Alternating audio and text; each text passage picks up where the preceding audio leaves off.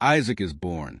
Then the Lord took note of Sarah as he had said, and the Lord did for Sarah as he had promised. So Sarah conceived and bore a son to Abraham in his old age, at the appointed time at which God had spoken to him. Abraham named his son who was born to him, the son whom Sarah bore to him, Isaac. Then Abraham circumcised his son Isaac when he was 8 days old, as God had commanded him.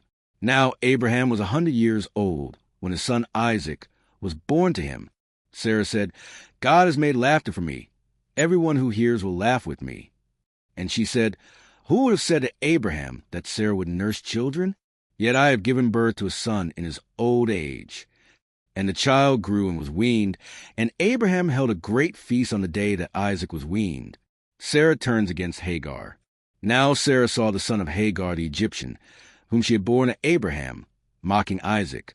Therefore she said to Abraham, "Drive out this slave woman and her son, for the son of the slave woman shall not be an heir with my son Isaac." The matter distressed Abraham greatly, because of his son Ishmael. But God said to Abraham, "Do not be distressed because of the boy and your slave woman.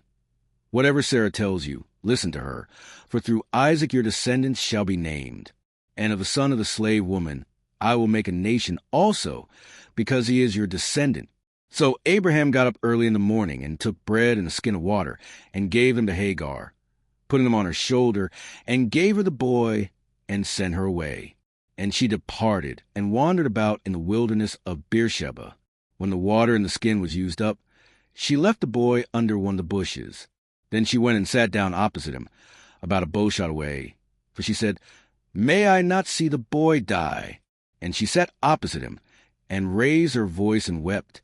God heard the boy crying, and the angel of God called to Hagar from heaven and said to her, "What is the matter with you, Hagar? Do not fear, for God has heard the voice of the boy where he is. Get up, lift up the boy, and hold him by the hand, for I will make a great nation of him." Then God opened her eyes, and she saw a well of water. And she went and filled the skin with water, and gave the boy a drink.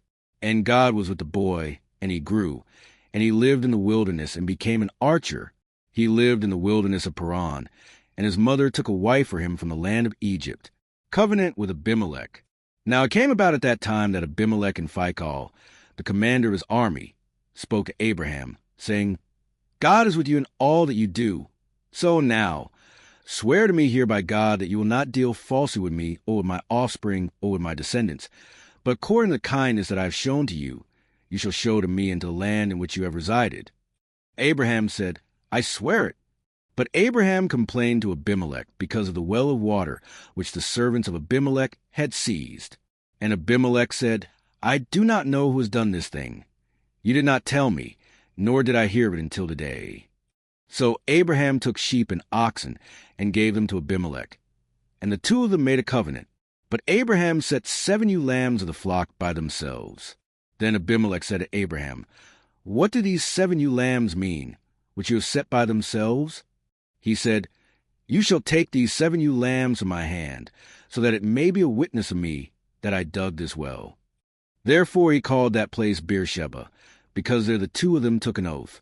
So they made a covenant at Beersheba, and Abimelech and Phicol, the commander of his army, got up and returned to the land of the Philistines. Abraham planted a tamarisk tree at Beersheba, and there he called on the name of the Lord, the everlasting God. And Abraham resided in the land of the Philistines for many days.